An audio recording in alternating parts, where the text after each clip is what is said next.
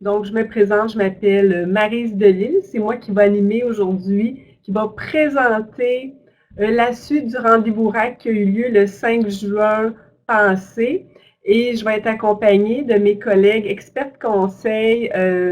Premièrement, Geneviève Bourgeois de la commission scolaire de la capitale qui va peut-être plutôt répondre au clavardage. Et Liane Levasseur aussi qui va nous assister. Bonjour. Donc, mon nom est Maryse Delisle. Moi, je suis experte conseil pour le CERAC de la commission scolaire de la Beauce et de Chemin. Donc, par ailleurs, tous les CERAC sont présents aujourd'hui à la présentation, sont comme participants comme vous. Donc, on a aussi Elisa Bossé de la commission scolaire du Fleuve et des Lacs, Lucie Beauregard de la commission scolaire Le Stubby Person, ainsi que Marc Newton pour les commissions scolaires anglophones.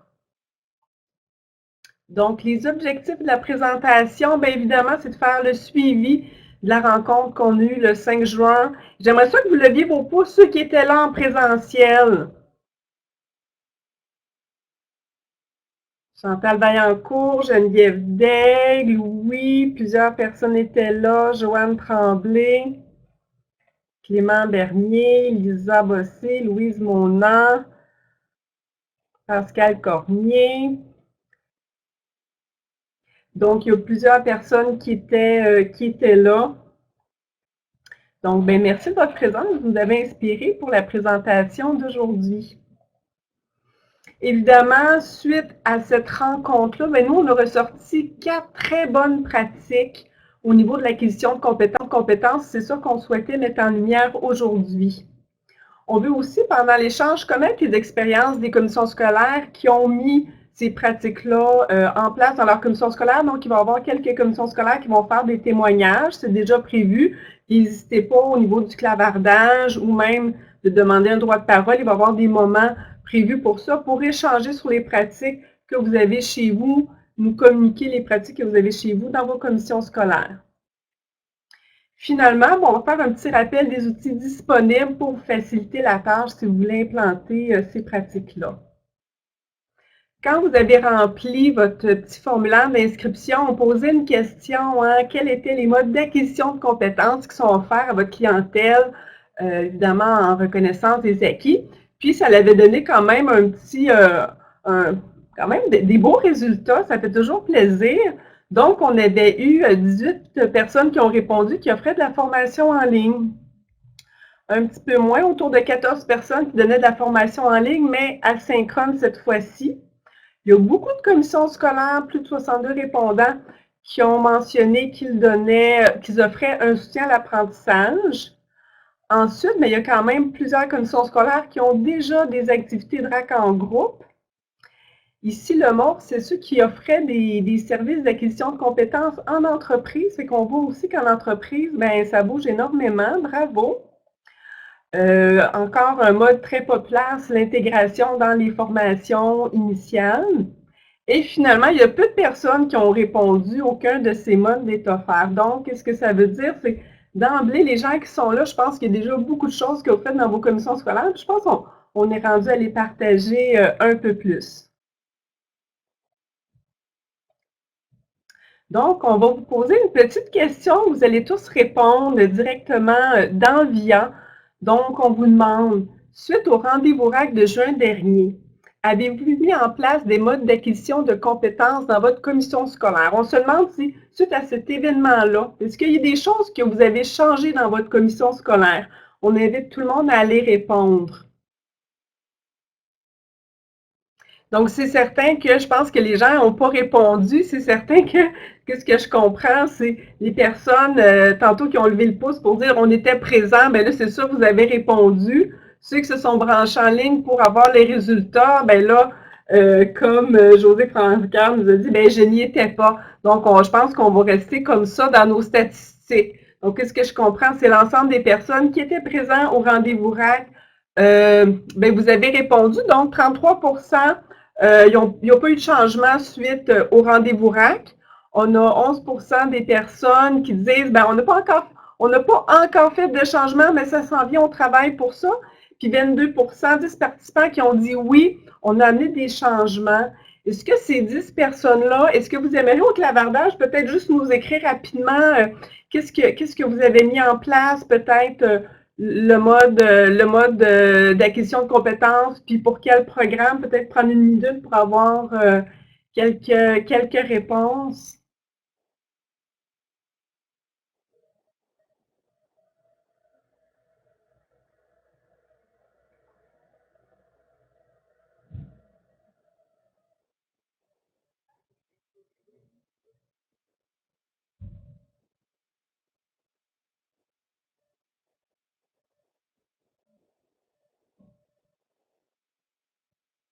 Donc là, on n'a pas eu de réponse. Peut-être plus tard, vous pourrez répondre.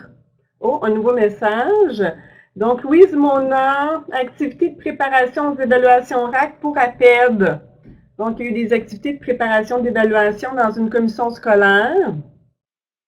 Je pense, Louise, c'est des activités regroupées, hein, de plusieurs personnes en même temps qui se déplaçaient dans le centre pour faire de la révision, de la préparation aux évaluations avec une personne spécialiste de contenu. 4 à 10 personnes, fait que c'est des beaux petits groupes. Parfait.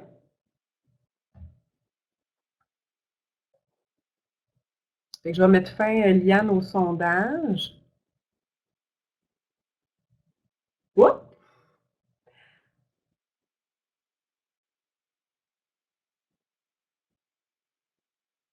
Donc, si on continue, alors, ben, vous savez que cette année, on a une nouvelle mesure budgétaire pour la reconnaissance des acquis des compétences. Ça nous tentait d'en faire un rappel. Donc, c'est la mesure 1591. Donc, je vais faire un rappel des règles de la mesure. Donc, vous pouvez retrouver exactement ce libellé-là dans les règles budgétaires des commissions scolaires de cette année.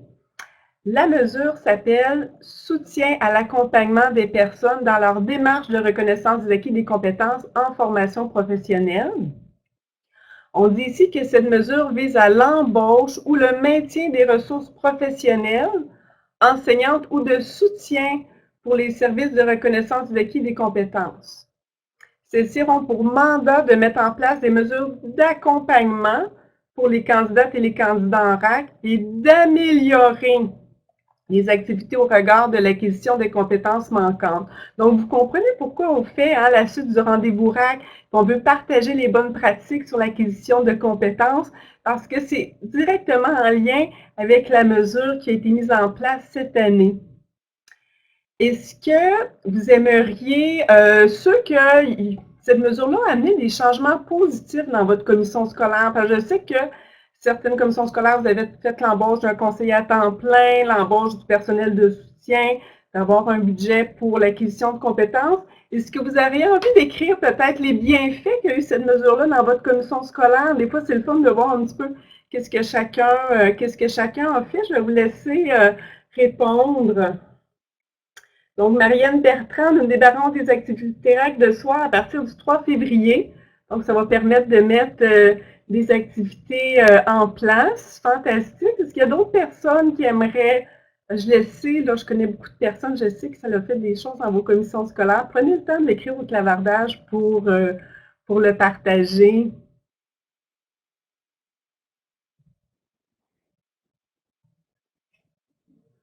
Pendant que vous réfléchissez à ce que vous allez mettre, n'hésitez pas, je vais continuer à décrire la mesure. Donc, l'allocation de la commission scolaire est accordée a priori, puis c'est de 50 000 $ pour chacune des commissions scolaires. Ensuite, bien, on rappelle que cette allocation, c'est réservé pour les services de reconnaissance des acquis dans les centres de formation FP. Donc, ce n'est pas une mesure pour faire la promotion de la RAC, ce n'est pas une mesure pour donner à FGA, c'est vraiment pour la reconnaissance d'acquis en formation professionnelle. Ces derniers, les commissions scolaires, doivent utiliser les sommes pour financer les éléments prévus, évidemment. Vous savez qu'à la fin de l'année, il va y avoir une reddition de compte demandée par le ministère. On dit ici, par contre, les centres ont le moyen, le choix des moyens qu'ils entendent déployer pour répondre aux besoins des candidates ou des candidats. Donc, vous allez avoir le choix.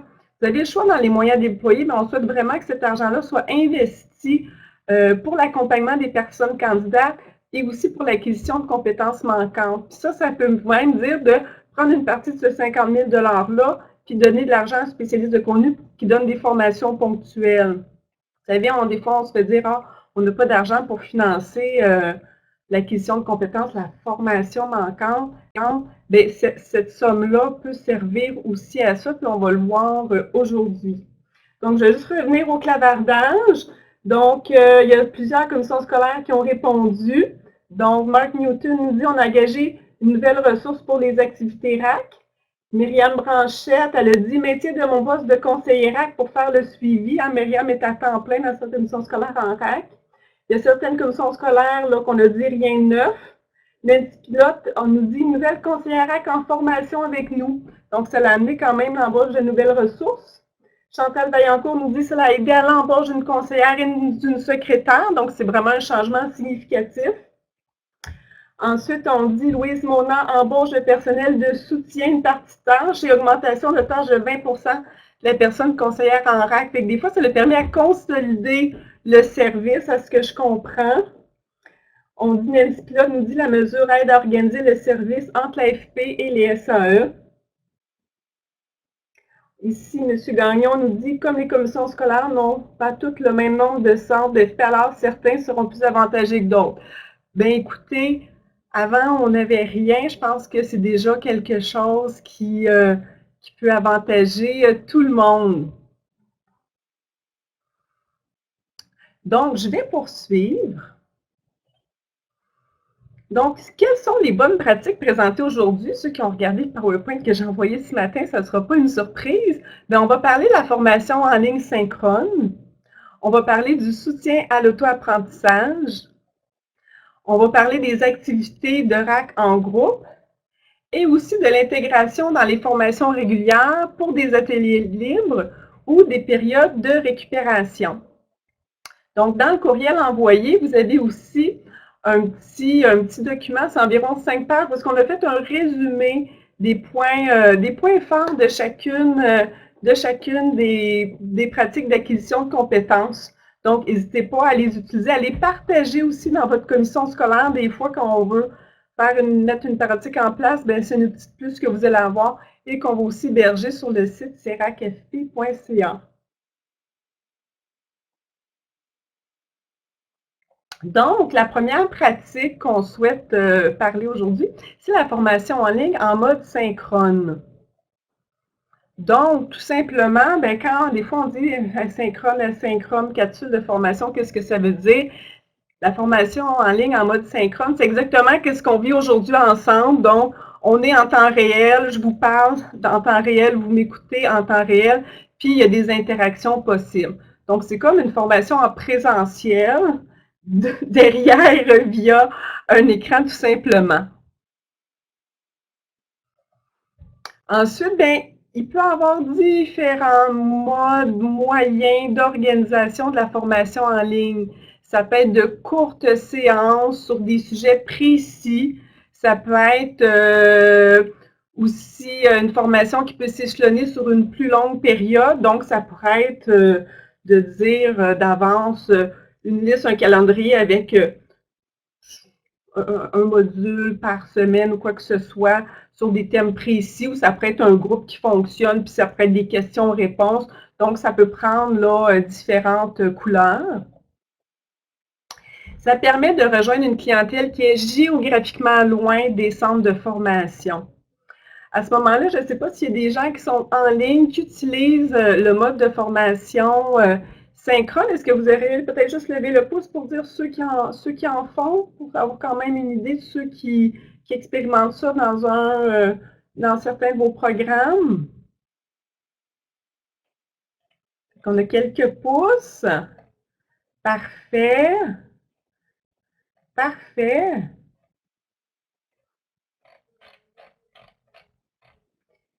Donc, Jannick, est-ce que vous vouliez faire une intervention ou c'était seulement pour... OK, le petit pouce, parfait. Donc, ici, on en a déjà fait pour secrétariat. On avait déjà donné un service de formation en ligne. Aussi, on l'avait essayé pour la RAC, pour nos groupes de services de garde. Puis, vous savez, qu'est-ce qui s'est passé? C'est que finalement, les élèves venaient derrière l'ordinateur, en arrière du prof. Il aimait mieux être en présentiel. Fait que c'est important de réfléchir à quels besoins ça répond de donner une formation en ligne.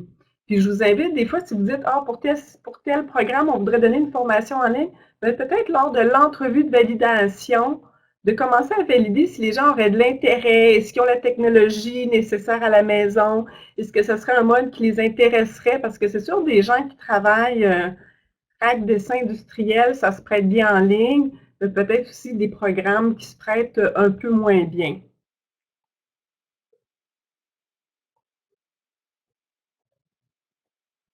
C'est sûr aussi, ça peut permettre de répondre à une certaine réalité, conciliation, travail, famille, études. Est-ce qu'il y en a qui aimeraient peut-être ajouter quelque chose sur la formation en ligne?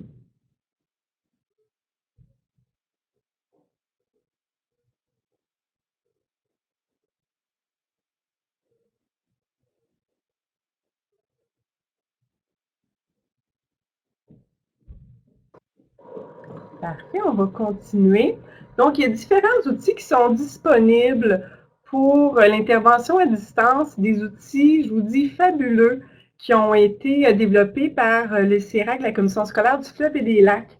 Donc, on a ici, là, je vous ai mis là, en image le guide d'intervention à distance en reconnaissance des acquis des compétences. Mais moi, je voudrais dire, je l'ai lu attentivement. Des fois, je le revise avant de donner des formations en ligne moi-même parce qu'il y a vraiment d'excellents trucs.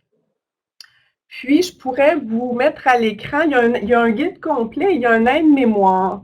Puis l'aide-mémoire, il est très bien fait. Puis des fois, si vous dites, ah, oh, j'aimerais ça faire, organiser des services en ligne, puis juste regarder l'aide-mémoire avec le spécialiste de contenu, ça met en lumière plusieurs éléments.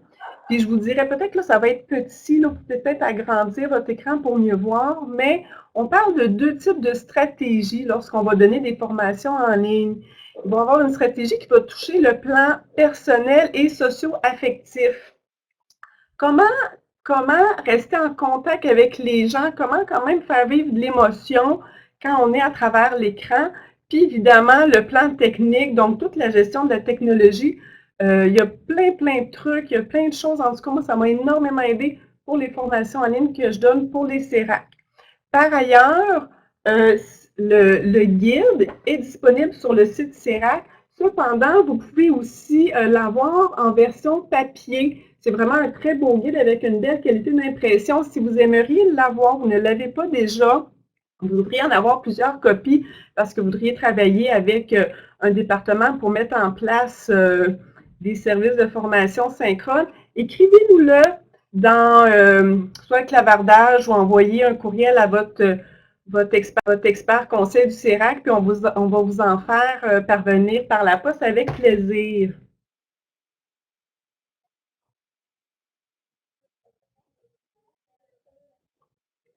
Sur le site du CERAC, vous allez voir, là, dans la section intervention à distance, il y a une foule d'outils que vous allez pouvoir lire et avec lesquels vous allez pouvoir travailler.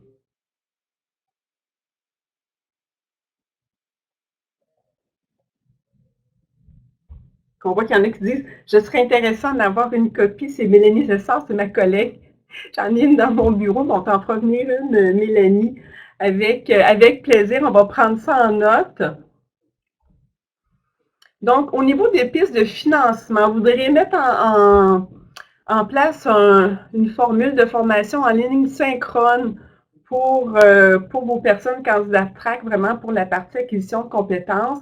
Bien évidemment, on a présenté la mesure 15 à 91. Bien, vous pouvez aller chercher là, une partie de ce montant-là pour payer, par exemple, soit la personne qui va faire la mise en place ou encore directement la personne qui va donner là, les formations en ligne. Donc, vous pouvez vraiment payer le salaire de la personne enseignante pour donner là, certains blocs de formation ou de revision.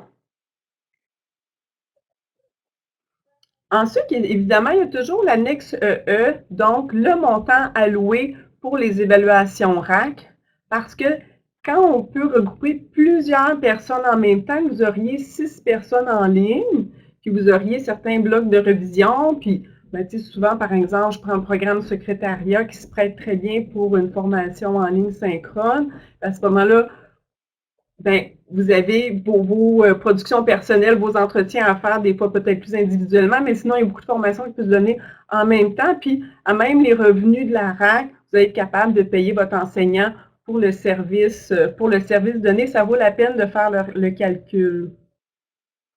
Si jamais vous décidez de donner un service en ligne là, avec vraiment des contenus, puis une durée qui serait de plus de 15 heures semaine et que vos personnes candidates auraient évidemment les préalables pour s'inscrire en formation initiale, en formation professionnelle, et que pour peut-être certaines formations, vous donneriez plus du tiers de la durée normative de la compétence, bien, vous pourriez aussi utiliser le financement de la formation initiale. Fait que des fois, peut-être ça peut arriver pour 1-2 compétences du programme que vous dites, là, on va faire des blocs, ça va être des fins de semaine complètes pour avancer sur tel thème, bien, ça pourrait être possible quand, évidemment, vous avez un alignement de planète où est-ce que les gens ont les préalables, les gens sont à 15 heures et plus, et finalement, vous donnez une formation de plus du tiers de la durée normative.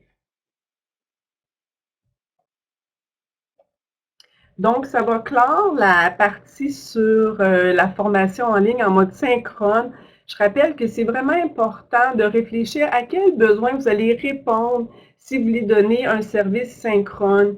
Puis vraiment, quand vous avez, par exemple, vous êtes le détenteur d'une carte d'un programme que peu de commissions scolaires ont, à ce moment-là, c'est certain que vous allez pouvoir desservir des gens sur un plus grand territoire. C'est vraiment un avantage. Par exemple, comme je vous disais, nous autres, on l'avait déjà essayé dans certains programmes, puis les gens ont dit qu'ils préféraient venir. Donc, il faut vraiment sonder le besoin de vos clients, vous assurer un accès à la technologie. Est-ce qu'il y aurait des ajouts, ou Geneviève, Liane, ou des gens qui aimeraient ajouter des choses sur ce mode d'acquisition de compétences?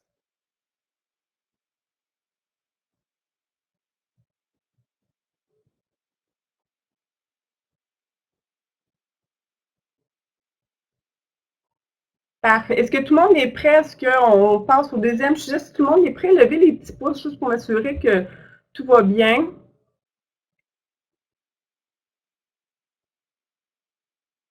Ça va? Vous êtes encore là? Vous êtes encore là? On voit qui prennent leur courriel, ils ne lèvent pas le pouce, ils ne savent plus ce qui se passe. Parfait. Donc, on continue. Merci.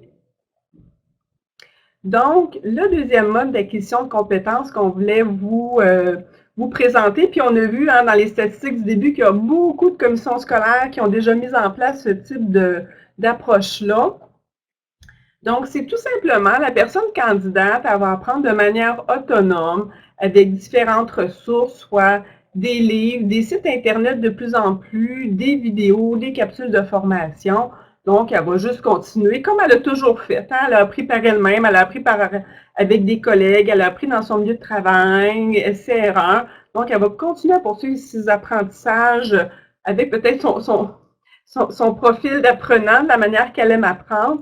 Cependant, la différence, c'est qu'il va toujours avoir un spécialiste de contenu qui va venir en support, qui va être là pour répondre à des questions, qui va peut-être prendre des rendez-vous, de dire dans 2 semaines, on s'appelle à tel moment pour voir où est-ce que tu es rendu, je vais te poser des questions, as-tu des problèmes avec tes exercices, tu m'enverras quelques exercices, je vais les corriger. Donc, il y a un support, il y a peut-être des échéanciers, il y a une plus grande disponibilité de la personne, du spécialiste de contenu, qui donne vraiment un accompagnement soutenu tout au long de la démarche de la personne. Puis, c'est certain que l'avantage de cette approche-là, par exemple, par rapport à une formation en ligne synchrone, c'est que ça permet aux personnes candidates de faire leur démarche à leur rythme. Il y a des gens là, qui se mettent en rack, là, puis ils veulent y aller, puis ils font ça super, super vite. Bien, ça leur permet de pouvoir avancer à leur rythme. C'est vraiment un avantage. Ça permet aussi une plus grande flexibilité pour vraiment, tu sais, quand on dit que la RAC, c'est une démarche individualisée, bien, c'est certain que ça permet vraiment d'individualiser le parcours de chacune des personnes.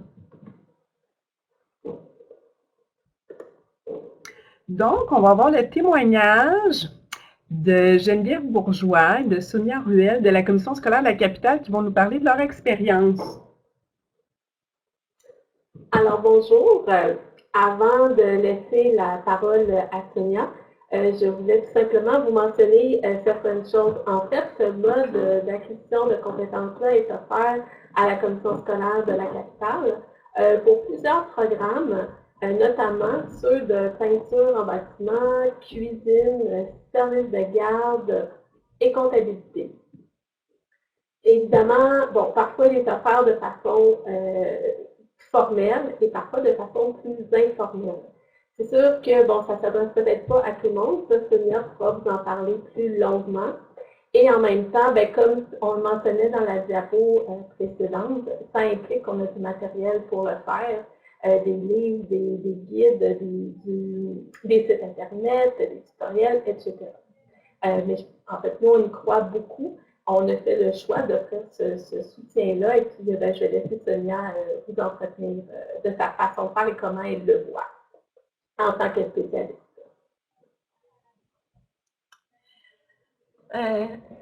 Fait que Geneviève, en fait, compte, mon élocution est plus pour témoigner le fait comment que je trouve important le soutien en auto-apprentissage et tout ça. Effectivement, pour la persévérance au niveau de la démarche RAC, moi je trouve ça important. Je trouve que ce soutien-là, ça permet de guider la personne, la sécuriser dans sa démarche, se sentir moins seule aussi. Souvent, on le sent en formation, même en ligne et tout ça, quand on est tout seul, on se sent seul. Fait que ça permet à ces gens-là de se sentir moins seuls. Un des premiers éléments de soutien que je fais, c'est déjà lors de l'entrevue de validation que je fais ça. C'est certain, comme tu disais tout à l'heure, ça prend des gens qui veulent faire de façon autodidacte, hein, se former et tout ça.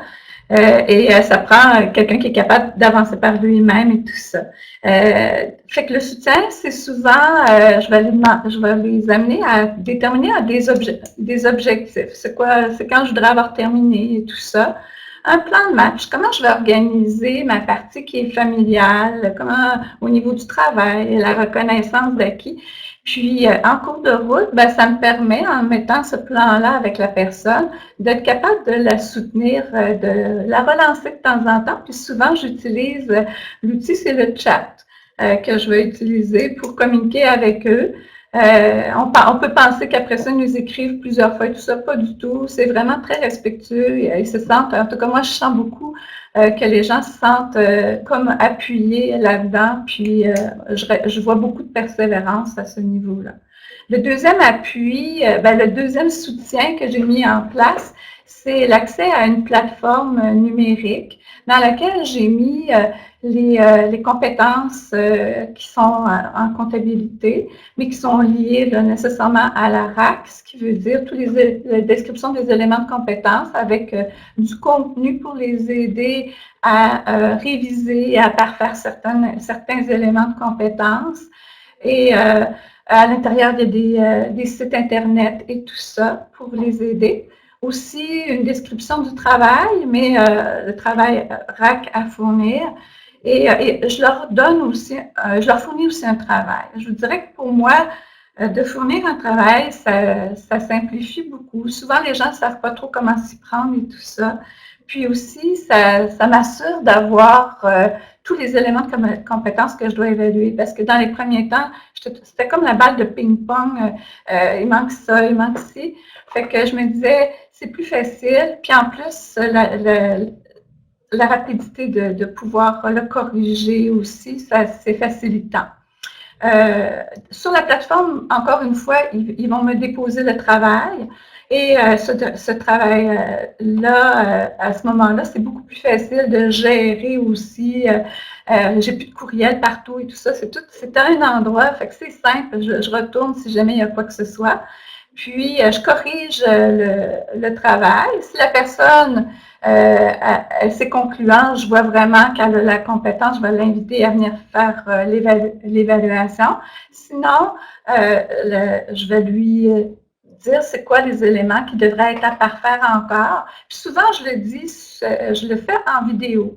C'est encore, pour moi, c'est rapide, cette façon de fonctionner-là. Des fois, on écrit et tout ça, c'est compliqué, on ne se comprend pas. La vidéo, je vous le dis, là, les gens, souvent, ils comprennent très bien. Hein? C'est une vidéo de l'écran avec moi dans l'écran aussi. Ça donne un lien plus proche aussi, hein, à ce moment-là.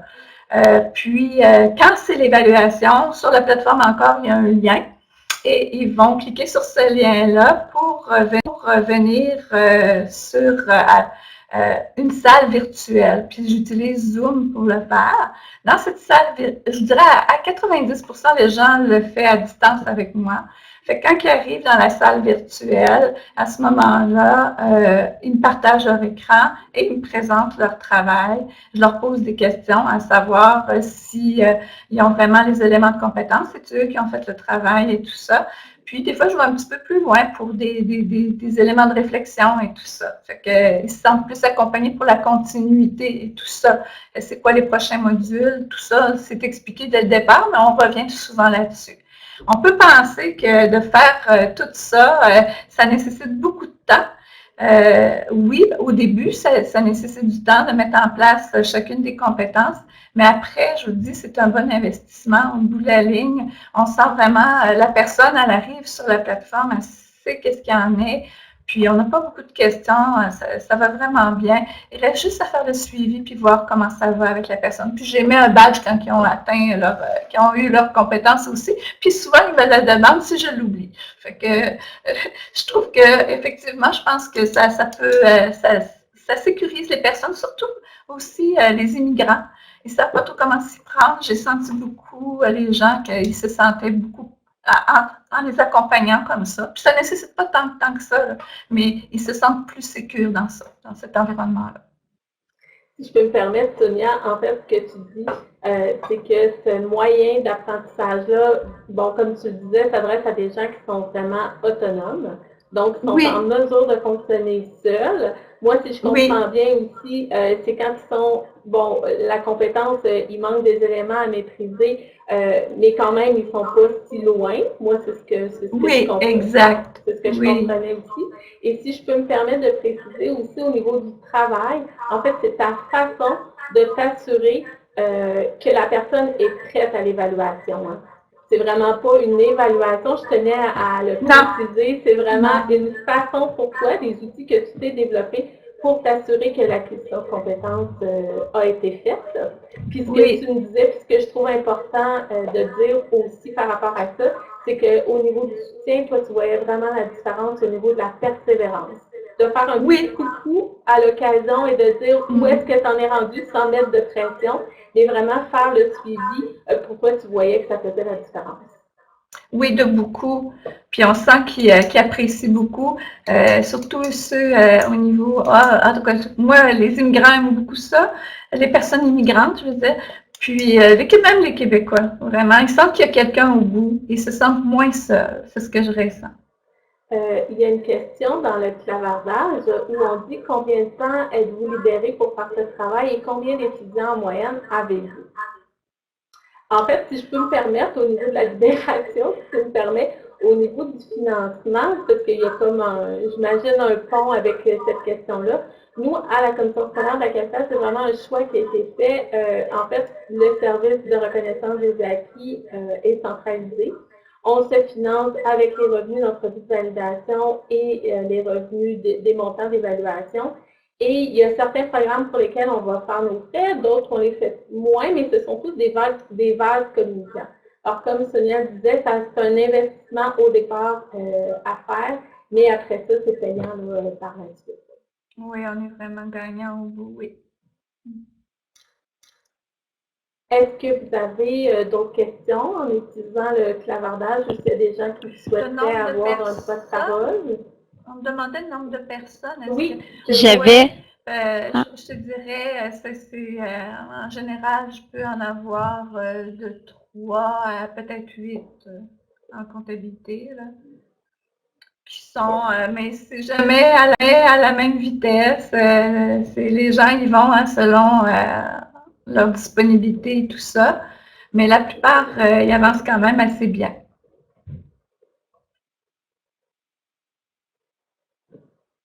Voilà. C'est la plateforme, hein.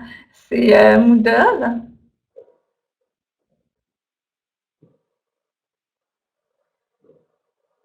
Non, ça fait plaisir. Est-ce qu'il y a d'autres questions? Ah, ben merci. Alors, c'est tout pour nous. C'est beau. Ben, merci Geneviève. Puis, en espérant d'avoir peut-être inspiré des gens. D'accord, au revoir. Bien, merci à vous deux. Donc, on va reprendre la présentation. Donc, les outils disponibles, encore une fois, bien, on parle du guide d'intervention à distance. Donc, tout simplement pour dire que bien, des fois, aussi à l'auto-apprentissage, bien oui, on peut utiliser les technologies à distance. On veut rencontrer la personne, la voir, puis avoir des discussions sans que la personne ait nécessairement à se déplacer. Des fois, du partage d'écran quand il y a du travail à faire. On a aussi certains outils que je vais vous présenter, soit la liste d'outils d'acquisition de compétences pour chacun des programmes, des fascicules d'aide à la réussite et un fichier pour compiler les heures de soutien. Donc, je vais commencer par un exemple d'outils. Là, dans le fond, on a appelé ça les outils d'acquisition de compétences. C'est une liste d'outils qu'on a faite par programme. On l'a fait pour les 10 programmes les plus populaires en RAC. Donc, par exemple, ici, c'est le programme Assistance à la personne en établissement et à domicile. Puis, qu'est-ce qu'on a fait pour chacune des compétences du programme? On a fait la recension des outils disponibles. Donc, ça peut être un volume, ça peut être un guide, différents livres. Puis, on a mis aussi tous les sites Internet où il y avait de l'information pertinente, où il y avait des vidéos tutoriels, des capsules de formation. Donc, si vous voulez là, descendre par votre menu déroulant, là, vous allez voir qu'il y a plusieurs, pour chacun des compétences du programme, il y a vraiment beaucoup de liens vidéo. Donc, ces outils-là sont disponibles dans la section acquisition de compétences. Puis, c'est vraiment important que vous puissiez les partager avec vos spécialistes de contenu pour qu'eux, après, puissent les utiliser avec leurs personnes candidates. C'est vraiment plutôt un document qui s'envoie par courriel parce que tous les liens cliquables mènent exactement au bon endroit. On voudrait aussi mentionner que si vous utilisez ces outils-là, puis vous vous rendez compte que vous avez d'autres sites Internet qui sont super bons, vous avez des vidéos tutoriels. Je vais juste avancer un petit peu dans mon outil. Vous voyez le nombre de pages qu'on a, la recension, il y en a vraiment beaucoup. Puis à ce moment-là, c'est juste pour vous mentionner, j'ai encore cliqué 2 pages. Si vous regardez complètement en bas du document, si vous descendez avec votre menu déroulant, on a mis là, le courriel du CERAC de la Beauce et de Chemin pour dire si vous voulez le bonifier, vous voulez ajouter des outils, vous avez des outils fantastiques que vous voulez partager, nous, on va l'ajouter dans ces listes d'outils-là. Qu'est-ce qu'on souhaite, hein? C'est qu'on partage les bonnes pratiques, qu'on partage nos trucs dans le réseau. N'hésitez pas à communiquer avec nous. Un autre des outils qu'on a, on avait fait différents, je vais remonter, je les avais déplacés. On a fait, il y a, je pense, 2 ou 3 ans, des fascicules, on a appelé ça fascicules d'aide à la réussite. Fait que c'est plus pour le volet un petit peu comme Sonia Ruel décrivait des fois, je veux dire, c'est quoi les défis que la personne rencontrait, tu sais, dans le fond, au-delà de juste l'acquisition de compétences, hein, l'organisation de la personne dans ses études, son apprentissage. Fait que là, on a différents fascicules. Là. Je vous ai donné un exemple, celui sur la procrastination. Ça peut aider pour nos candidats RAC.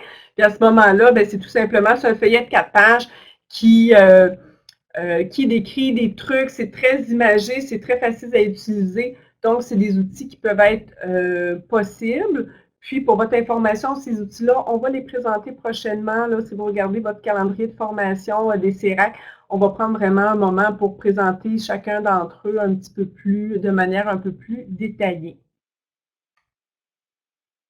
Finalement, il y a un autre outil, par exemple, c'est la commission scolaire, le CERAC du Fleuve et des Lacs, qui ont développé des outils.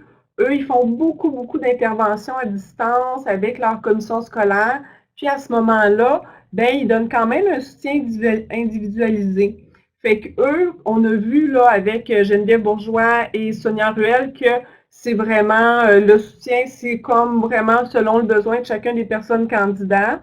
Puis l'exemple ici, ben, on a vraiment un tableau qui va structurer, puis un petit peu plus aussi comptabiliser le temps que le spécialiste de contenu va pouvoir mettre. Donc ici, on va avoir mis, par exemple, on va avoir prédéterminé pour la personne candidate ben, le temps d'intervention pour se donner un petit peu une idée. Puis à ce moment-là, à chaque fois que le spécialiste de contenu va pouvoir donner de l'accompagnement, à ce moment-là, ça va être inscrit avec les minutes.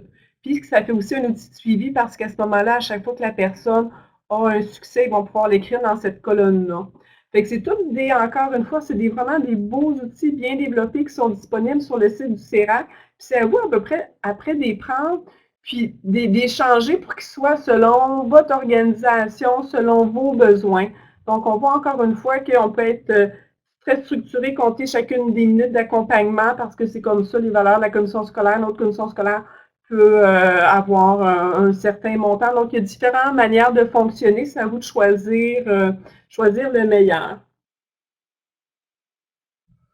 Donc, dans les faits, là, ceux qui voudraient, on voit ici, est-ce qu'on pourrait avoir une copie de ce tableau? Bien, c'est déjà, tout est en ligne sur le site du CERAC. D'ailleurs, dans la présentation PowerPoint qu'on vous a envoyée ce matin, on a dit exactement où se retrouve chacun de ces outils-là. Finalement, les pistes de financement, avec encore une fois, la mesure 1591, ben, elle vient répondre peut-être pour pouvoir donner un petit peu plus de temps à vos spécialistes de contenu pour faire le soutien de vos personnes candidates. Donc, encore une fois, comme Geneviève Bourgeois l'a bien décrit, ben, les montants alloués pour les évaluations RAC, ça finit que plus on donne de soutien, plus les gens réussissent leurs évaluations, plus les gens font des évaluations, plus on a un revenu.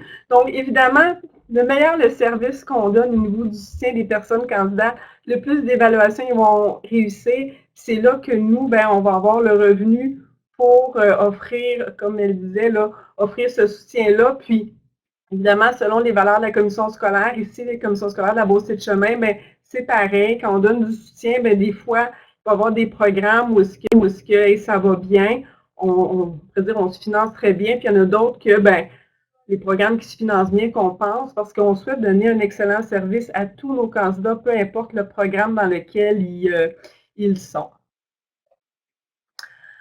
Donc, ici, on dit, pour une personne qui aurait les préalables, qui aurait un besoin de soutien plus grand, il y a aussi la nouvelle ancienne mesure qui s'appelle formation à distance. Donc, c'est la mesure 13025.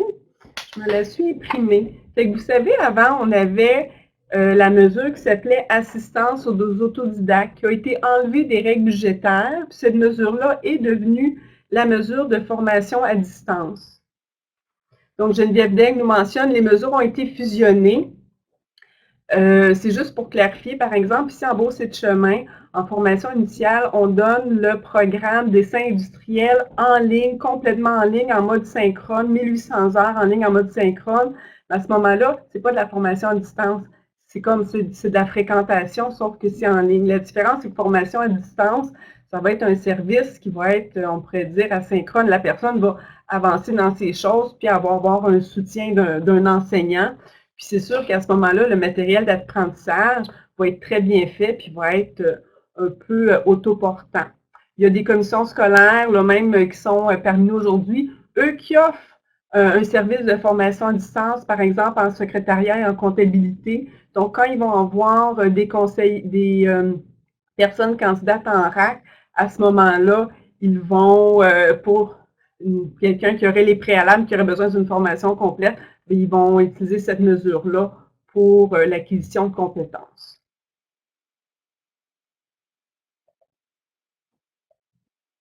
Puis finalement, ben, on a quand même là, le modèle GPRAC, donc c'est gestion. Là, je viens d'avoir un blanc, Lisa Bossé. C'est pourquoi le P dans GPRAC, je m'excuse. En partenariat avec. Ah, merci. Là, tout d'un coup, j'étais bloquée. C'est le modèle gestion en partenariat de la RAC. Donc, quand il y a plusieurs commissions scolaires qui vont offrir un service à l'ensemble des personnes du territoire. D'ailleurs, il y a eu une présentation qui a été faite dernièrement de ce modèle-là. Puis, Lisa m'a informé d'ailleurs que l'enregistrement de cette présentation-là va être bientôt mis en ligne, là, je pense, dès cette semaine sur le site de CERAC FP si vous avez de l'intérêt. Merci Geneviève. Finalement, est-ce qu'il y en a qui aimeraient... Ah, Liane dit l'enregistrement est déjà en ligne, c'est parfait. Est-ce qu'il y en a qui font du soutien à l'auto-apprentissage, qui auraient des trucs de plus, des choses qui n'ont pas été dites, puis qui aimeraient nous partager, peut-être par clavardage? Je vais vous laisser une minute pour répondre.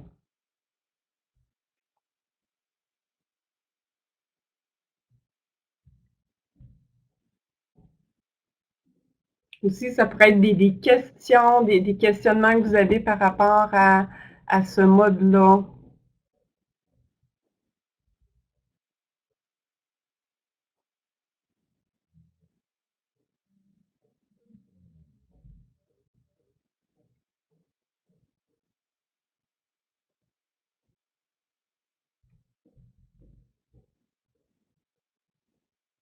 Donc, si jamais c'est des choses qui vous reviennent en tête, n'hésitez pas à les indiquer au clavardage. Ne soyez pas gênés, c'est toujours bien d'entendre les trucs du réseau. Finalement, on va arriver aux activités RAC en groupe. Donc, les activités RAC en groupe, qu'est-ce que c'est? Ça va être des activités qui vont être organisées avec un horaire préétabli. Ça peut être en ligne, fait que ça peut être une activité RAC qui est donnée en ligne, ou ça peut être en centre de formation, même ça peut être organisé dans des milieux de travail quand il y a plusieurs travailleurs du même employeur. Puis, elle regroupe des personnes candidates qui vont effectuer diverses activités individualisées ou non. Donc, on va parler que ça peut être de la révision, de la préparation et des évaluations, des exercices pratiques ou des évaluations comme telles. Qu'est-ce qu'on voit dans les activités RAC? C'est qu'on va regrouper ensemble des personnes candidates. Puis, on l'a vu ici en Beauce et de chemin, on a beaucoup d'activités RAC. Là, c'est un petit peu l'approche préconisée quand on a plusieurs candidats pour un programme. Ça crée vraiment un sentiment d'appartenance puis une dynamique d'entraide pour le support des candidats. Donc ça, c'est vraiment, je vous dis, c'est vraiment un plus. Ça permet aussi à la personne spécialiste de contenu de bien connaître et d'accompagner les personnes candidates. Un peu comme le soutien à l'auto-apprentissage, comme Sonia en a bien témoigné. Quand le spécialiste de contenu prend le temps de connaître les personnes candidates, leur background et tout, bien à ce moment-là, c'est sûr que c'est plus facile de les aider à cheminer. Finalement, bien, ça permet aux personnes candidates de connaître d'autres personnes qui ont un parcours similaire. Puis ça, c'est très, très intéressant de voir ce phénomène-là, qu'il y a des gens qui se ressemblent, qui peut-être se sentent seuls dans ce qu'ils vivent, de travailler dans un domaine, qui n'ont pas de diplôme, etc., qui se retrouvent avec juste des personnes qui ont un parcours similaire au leur, qui ont vécu les mêmes émotions quand ils faisaient leurs études, qui ont quitté le système scolaire, etc. À ce moment-là, ça fait vraiment un effet de valorisation du parcours de ces personnes-là. Donc, je pense que c'est quelque chose aussi qui encourage les gens à persévérer, de ne pas se sentir seul, de se reconnaître dans d'autres personnes qui vivent aussi des gains, puis qui ont des exemples là, de gens comme eux. Donc, les activités RAC en groupe, on vous a fait un petit diagramme pour dire, bien, c'est sûr que l'objectif, c'est d'avoir des périodes communes, par exemple, en centre de formation, où est-ce qu'il va y avoir des moments d'acquisition de compétences théoriques et pratiques. Souvent, nous, on va en donner ici des activités RAC, par exemple, pour des programmes où est-ce que les personnes candidates n'auraient pas accès aux équipements autrement que dans le centre de formation professionnelle. Je vais donner un exemple, ça fait longtemps qu'on en fait, au niveau du programme soudage-montage. Puis c'est certain que ceux que la presse plieuse, ils n'en ont jamais plié du métal, puis nous autres, on a une presse plieuse numérique, bien, ça permet de l'utiliser, de l'apprendre. Fait qu'à ce moment-là, le spécialiste de contenu, on a dit à tous ces candidats, bien, tel soir, vous venez, je vous montre à tout le monde. Je fais la démonstration, comment fonctionne la presse plieuse. Puis après, bien, dans les semaines suivantes, il y en a une. Fait que chacun va pouvoir aller l'essayer, chacun à son tour. Donc, c'est ça qui va faire partie des activités RAC. Donc, comme on dit, hein, ça va être une pratique en atelier. Puis, le spécialiste de contenu va toujours être présent. Donc, souvent, ça va être un horaire prédéterminé. Ça peut être un soir semaine, ça peut être 2 soirs semaine. C'est certain que plus il y a de personnes candidates, plus on va ouvrir de plages horaires. Moi, notre personne candidate, on va être capable d'offrir un service un peu plus simple. Fait qu'on y va vraiment selon le besoin et selon le nombre de personnes candidates. Si on a des activités RAC, ça n'empêche pas les gens de faire du travail personnel à la maison. Donc, c'est certain qu'on veut quand même que les gens poursuivent à faire peut-être de l'auto-apprentissage, mais le soutien va être donné par le spécialiste de contenu quand ils viennent aux activités RAC. Donc, ils peuvent quand même avoir du travail à la maison, ils peuvent quand même aller plus vite dans leur parcours. Ils peuvent faire des apprentissages en milieu de travail, ils peuvent suivre d'autres formations. Je vais vous donner un exemple encore là, au niveau du programme soudage-montage. J'avais une personne candidat qui ne savait pas, qui n'avait jamais soudé un des procédés de soudage, le soudage au tigre. Puis, on donnait une formation à temps partiel financée par Emploi Québec. Donc, je l'avais inscrit à cette formation-là. Et le tigre, il l'apprenait dans la formation. Puis, finalement, pour le reste de la démarche RAC, il venait aux activités RAC. Puis, finalement, ben, à la fin de la formation, ben, il a été se faire évaluer par le spécialiste de contenu, tout simplement. Donc, il y a toujours des périodes libres en atelier où est-ce qu'il y a des pratiques techniques. Puis, il peut y avoir aussi, évidemment, là, de la préparation de la pratique aux évaluations. Fait que c'est là que ça vient répondre à l'ensemble des besoins de la personne candidate quand les gens peuvent se déplacer en centre de formation. Alors, là, on va voir le témoignage de Manon Boucher, conseillère en RAC de la commission scolaire de Saint-Hyacinthe. Donc, Liane, est-ce que tu vas pouvoir donner les accès à Manon? C'est fait, les accès sont donnés. Donc, on va laisser à Manon le temps là, de cliquer sur sa caméra et son micro. Bonjour, Manon. Bonjour. Ça va bien? Ça va très bien. Merci d'être parmi nous. Vas-y, je te laisse aller. Alors, les activités RAC, nous, on a commencé ça en 2016, si vous voyez la diapositive, à partir du moment où on a dissocié notre service régionalisé en Montérégie, puis qu'on a pu mettre des choses en place là, de façon organisée. Alors, notre première tentative a été pour APES. Alors, vous le voyez, on avait un groupe de 10 personnes. 4 de ces personnes-là avaient un préalable. Alors, on les a proposés un soir semaine. Oups, j'ai pas changé. On n'a pas changé. C'est le 4 mai que c'est arrivé et ça s'est fini à la fin janvier 2017. C'est ce qu'on avait prévu. On a donné aux gens un calendrier prédéfini de toutes les activités. Par exemple, on avait 2 soirs sur les besoins de la clientèle, puis on faisait l'évaluation. On avait tout organisé ça comme ça, puis on s'était rendu compte que pour la compétence 7, les gens avaient besoin de plus qu'une simple révision. Alors, pour cette compétence-là, on a organisé 5 soirs. Ils ont fait 15 heures dans cette compétence-là.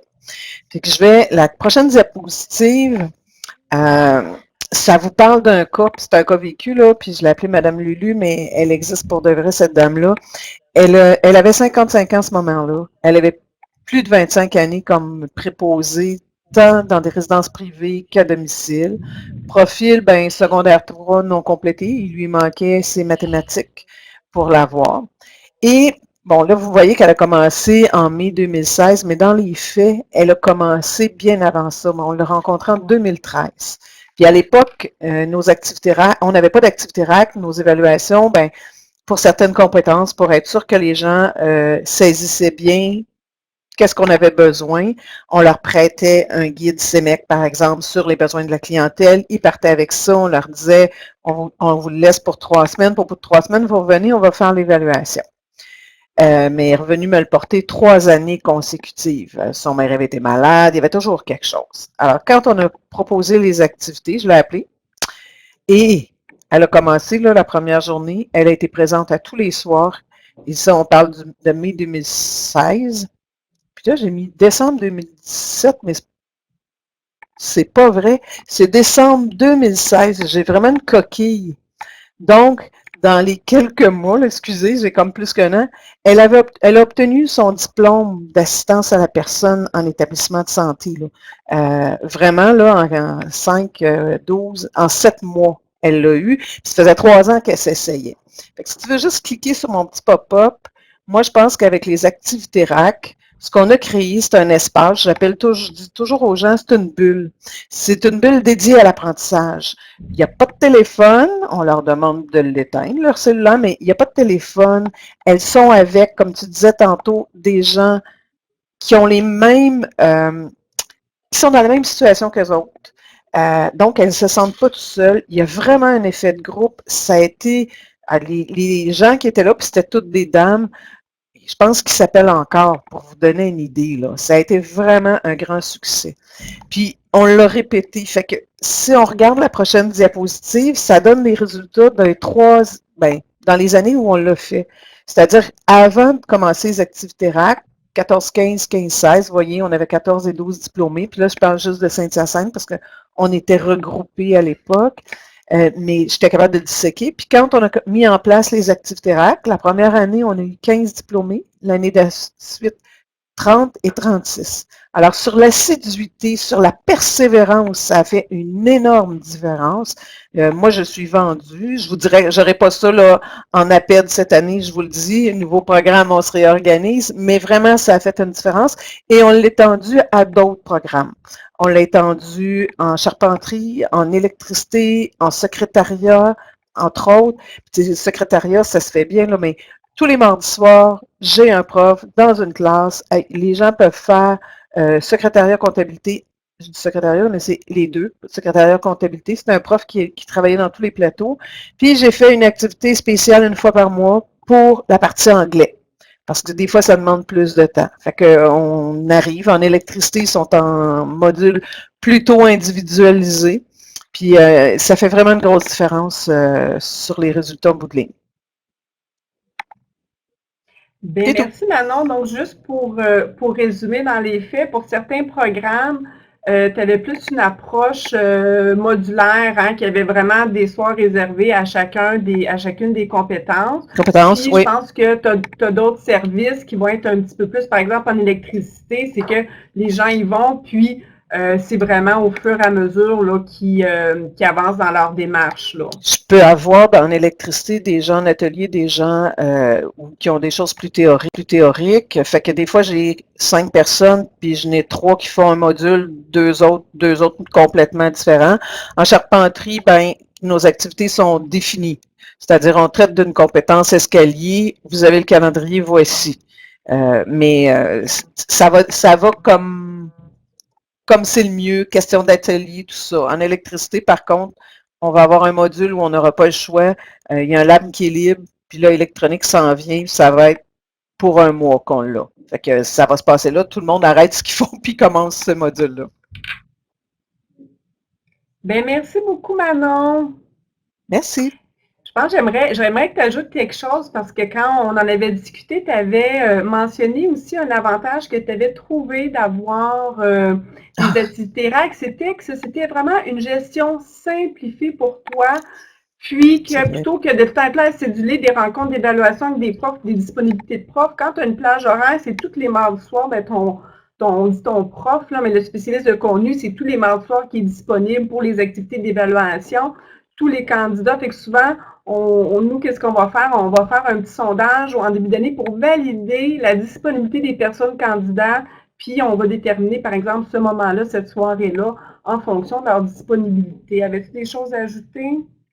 Ben non, tu as vraiment résumé. Pour nous, là, comme je disais tantôt, juste à PES où on disait aux gens, on leur prêtait un guide, ils ramenaient le guide, ça veut dire qu'ils venaient faire une évaluation, on prenait l'évaluation, on l'envoyait corriger, là, on rappelait, ça demandait beaucoup. Là, les profs sont, entre guillemets, autonomes, c'est-à-dire qu'ils fonctionnent, ils n'ont pas besoin que nous, on appelle pour prendre un rendez-vous, voir qui est disponible. Fait que pour moi, ça me libère beaucoup plus de temps. C'est vraiment, puis à tous les niveaux, puis le sentiment que ça crée entre les gens, c'est vraiment de l'entraide et ça fait la différence au bout. Les gens se rendent à la fin, vont chercher leur diplôme. Puis, je voudrais ajouter, c'est ça ici, c'est une pratique qu'on a depuis plusieurs années. Fait que c'est ça, à ce moment-là, le conseiller ERAC, quand il veut rencontrer des personnes candidates pour voir comment ça se passe, ben là, il va y aller à ce soir-là dans les activités ERAC. Puis d'un coup, là, on le voit, l'ambiance, comment ça se passe, on peut parler avec chacune des personnes. Des fois, on a des informations qui nous permettent de nous réajuster dans le service. Donc, ça permet aussi, quand toutes les personnes sont là en même temps, ben, le conseiller ERAC peut être encore plus proche de ces personnes candidates pour faire des petites saucettes, je dirais, ponctuelles pour aller rencontrer les groupes. Est-ce qu'il y a des gens qui auraient des questions pour Manon, qui auraient des questions avant qu'on poursuive? Vous pouvez les écrire au clavardage.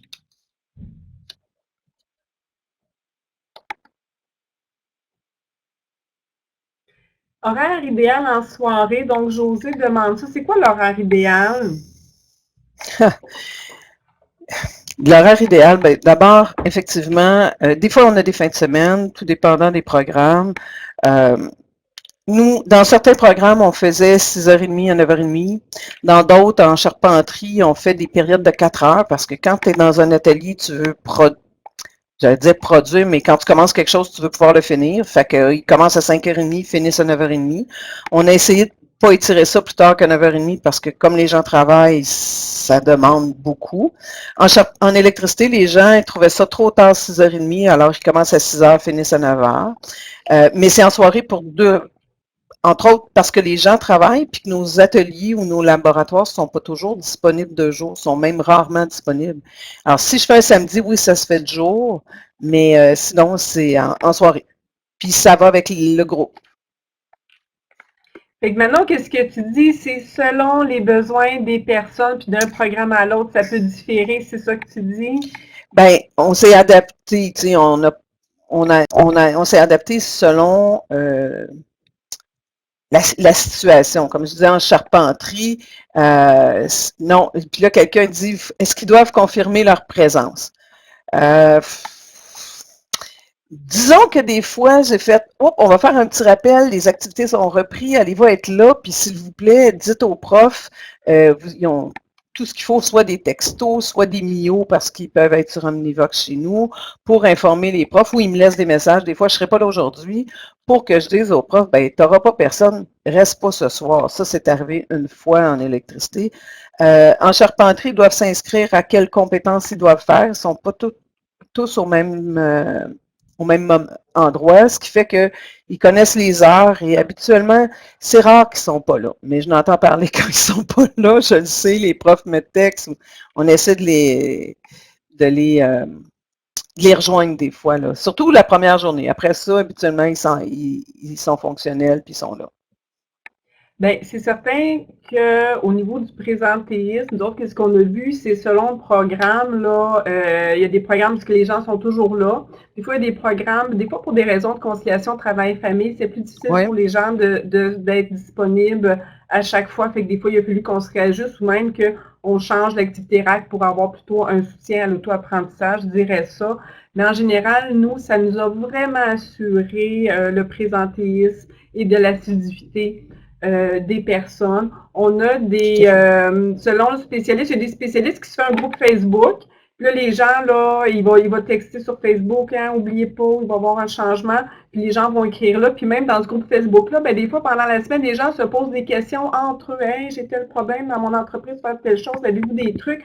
Fait que ça crée même une dynamique, là, dans ces petits groupes Facebook-là de communication. C'est certain qu'ici, pour nos activités RAC, nous, on tient quand même un registre de présence parce que justement, on veut savoir qui est là, qui n'est pas là, pour à un moment donné aussi faire un constat, puis des fois intervenir quand on se rend compte que les gens se présentent pas. On fait quand même un suivi sur le nombre de personnes qui vont être là à chaque fois.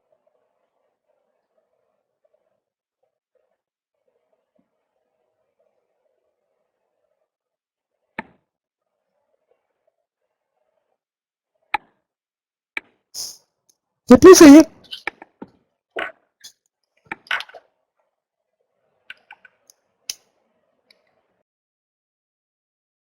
Les outils disponibles. Oh, ça va, je vais reprendre. Donc, concernant les outils disponibles, à ce moment-là, je vous ai mis une grille de calcul, parce que des fois, on se dit, puis j'ai beaucoup de commissions scolaires qui me disaient, mais là, Marie, comment je vais financer ça, comment je vais payer ça? À ce moment-là, écoutez, c'est que mathématiques. On peut calculer, c'est quoi les revenus disponibles au niveau autant de l'entrevue de validation que des évaluations comme telles. Fait que c'est une grille, qui est sur ces deux pages. Donc, c'est une grille Excel que vous allez retrouver sur le site du CERAC. Je pense dans la section RAC Entreprise, grille de calcul, groupe RAC, mais je veux dire, ça peut être utilisé. Une fois, je l'ai même utilisé juste pour une personne candidate en mécanique auto avec ma collègue Ménélie Nessant pour voir on peut combien donner, pour savoir le temps d'accompagnement qu'on est capable de donner à la personne là, pour s'assurer d'un autofinancement. Donc, la première feuille, c'est le calcul des coûts nécessaires. Donc, qu'est-ce qu'on a fait? Je ne l'ai pas écrit ici, mais c'est l'exemple de l'AEP APRPA, parce que tout le monde a beaucoup d'intérêt pour la RAC, pour ce programme-là, ces années-ci.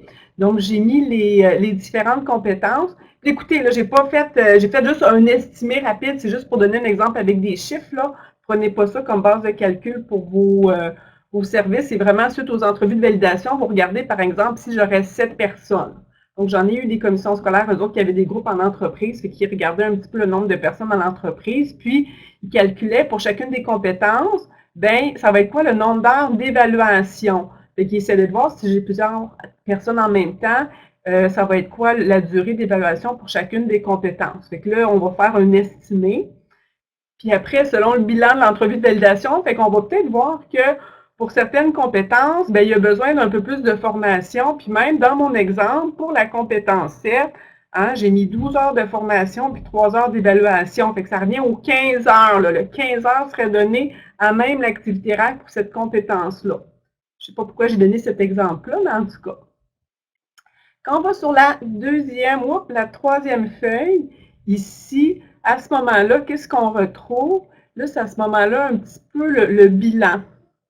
Là, ça se peut que vous ayez à monter et descendre le curseur pour voir l'ensemble du tableau là, du côté droit de votre écran. Donc, comment a été conçue cette grille Excel-là? Quand vous retrouvez là, des carrés orange, c'est parce que vous devez entrer manuellement les choses. Puis quand c'est vert, moi, c'est j'ai programmé là, certains calculs. Donc, vous devez mettre le montant pour l'entrevue de validation et le montant pour l'évaluation RAC. Vous devez mettre votre nombre de personnes. Puis à ce moment-là, ça va se calculer tout seul. Donc, on a mis, 7 heures pour l'entrevue de validation. Fait qu'ici, ça met un petit peu vos dépenses d'enseignant. On a mis ici, là, 26 heures d'évaluation, là, 36 heures de formation, puis ça nous donne un petit peu l'argent qu'on va investir pour ces personnes-là. Si vous allez, là, avec votre curseur dans le bas du tableau, c'est là qu'à ce moment-là, vous allez calculer vos revenus. J'ai mis calcul des revenus ici. Donc, si on a 7 personnes candidates, fois 430 $, ça donne quand même 3100 $ pour l'entrevue de validation. Et finalement, on a 42 compétences qui vont être en succès si les 7 personnes font leur démarche. Donc, on va avoir aussi un revenu. Et là, j'ai ajouté ici mesure 1591. Je me dis, on va s'ajouter un petit 1000 $ de cette mesure-là pour nous aider pour l'acquisition de compétences.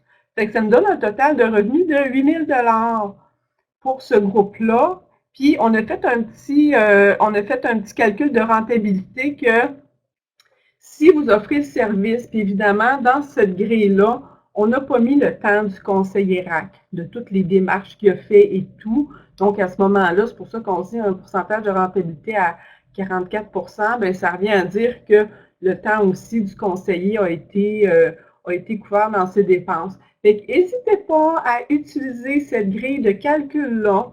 Si vous avez des problèmes avec, vous m'écrivez, vous avez tous mon courriel, écrivez-moi un courriel, je vais vous appeler parce que là, des fois, on ne sait pas trop comment utiliser les cases, mais des fois, c'est très... ça l'éclaircit un peu les idées, puis ça rassure beaucoup à dire, est-ce que je peux vraiment offrir ce service-là? Puis même, est-ce que je peux donner un petit peu plus de temps à mes personnes candidates? Puis souvent, on se rend compte qu'on peut être un petit peu plus généreux pour l'accompagnement de nos personnes candidates pour les formations qu'on voudrait leur donner quand on se finance à même les revenus de la reconnaissance des acquis. Donc, si on continue, donc un autre exemple que je voulais vous mettre, c'est un petit peu comme Manon expliquait en santé. Ici aussi, on offre en santé des activités RAC. À ce moment-là, nous, on fait un calendrier. Fait qu'à ce moment-là, notre calendrier, bon, on les fait, puis ça va être comme souvent quand on va avoir plusieurs candidats, on va partir une cohorte qu'on va appeler, là, peut-être entre 6 et 12 personnes. Puis à ce moment-là, ben, selon les besoins là, de l'ensemble des personnes, on va mettre des plages horaires avec, par exemple, si on a mis module 2, puis c'est Céline qui le donne, puis telle heure à telle heure, puis voici le thème qui va être donné. Donc, on prend le temps, c'est quand même du travail à faire, la préparation de ce calendrier-là, parce que la conseillère RAC doit valider la disponibilité de tous les spécialistes de contenu. Des fois, il y en a plusieurs qui vont, des fois, offrir les activités RAC. Puis à ce moment-là, à la fin de l'entrevue de validation, on va prendre ce calendrier-là, puis selon le bilan d'entrevue de validation, on va aussi dire aux personnes, bien toi, là, tu es déjà prête pour être évaluée pour cette compétence-là, donc ne viens pas aux activités de revision, puis viens juste par exemple, au moment qu'on va faire l'évaluation. Fait que même si on a un calendrier avec quand même des dates préétablies pour de la revision de certaines formations, bien, on rappelle que la RAC, c'est une approche individualisée. Donc, on ne va pas obliger des gens à venir suivre une formation quand la personne, elle sait déjà. Donc, même à ça, dans le fond, selon les besoins, bien, les gens vont venir ou pas à chacune des activités de formation ou de revision. Donc, on avait mis cet exemple-là. Donc, si je reviens à la présentation,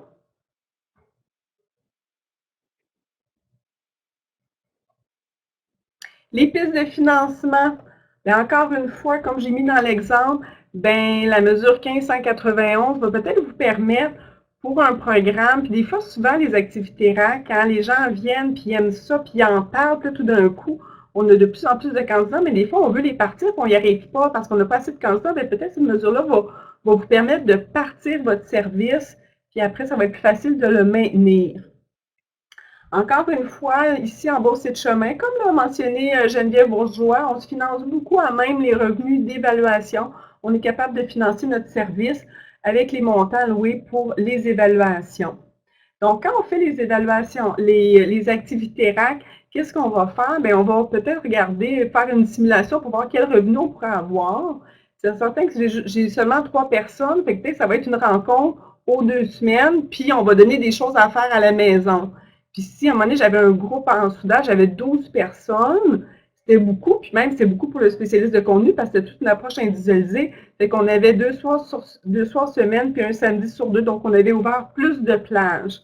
Fait que ça va même arriver à un moment donné que tout d'un coup, il y a plein de candidats qui terminent, qui diplôment, on n'a pas de nouveaux candidats. Puis là, bien, on va arrêter pour une période nos activités en groupe, puis on va faire tout simplement du soutien à l'auto-apprentissage. C'est ça qu'on va faire. Donc, ça prend, c'est une certaine gestion, c'est beaucoup de planification, mais ça prend quand même de la souplesse parce qu'on sait que nos nombres de candidats RAC, des fois dans l'année, ça peut changer. Alors, est-ce que pour les activités RAC, est-ce qu'il y aurait eu d'autres personnes qui en font puis qui auraient aimé ça? Juste pour vous dire, peut-être ceux qui en font déjà des activités RAC, parce qu'on l'avait vu dans le graphique, il y en a qui en faisaient. Est-ce que vous aimeriez nous écrire pour quel programme vous en faites? Des fois, c'est le fun de voir quel programme ça fonctionne mieux. Donc, j'invite vraiment les gens qui en font parce que je sais que vous en faites de l'inscrire au clavardage. Ici, par exemple, on en a déjà fait en électricité, on en fait en électromécanique, en mécanique industrielle, en soudage-montage, Ensuite de ça, en santé, à PRPA, à TED, on en fait. Hein? Ici, il y a des gens qui répondent. Merci. Donc, Mark Newton, pharmacie, électricité en santé. Josée nous dit, j'ai animé des activités RAC en assistance technique en pharmacie. Kim en fait en santé. Marc en secrétariat en comptabilité. Liane, ils en font en conduite de machinerie lourde en voirie forestière en appel. Donc, dans le fond, on voit que ça peut se prêter autant en santé, autant dans les métiers, là, plus de mécanique et tout. Télécom, comptabilité, secrétariat. Fait que, ben, merci de nous partager tout ça. Donc, finalement, la dernière pratique qu'on voulait mettre en évidence, c'est l'intégration dans les formations régulières lors d'ateliers libres ou de périodes de récupération.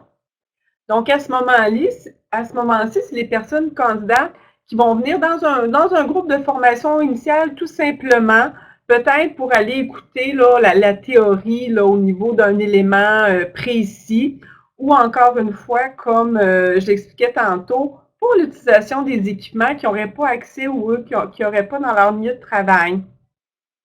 Qu'est-ce qui est important de dire, c'est que la personne va fréquenter le centre seulement pour les éléments à acquérir. Elle ne doit jamais être obligée d'être présente pour des éléments qu'elle possède déjà. C'est vraiment la base des 3 principes en reconnaissance des acquis et des compétences. Donc, évidemment, ça permet de maximiser les ressources enseignantes qui donnent déjà un service.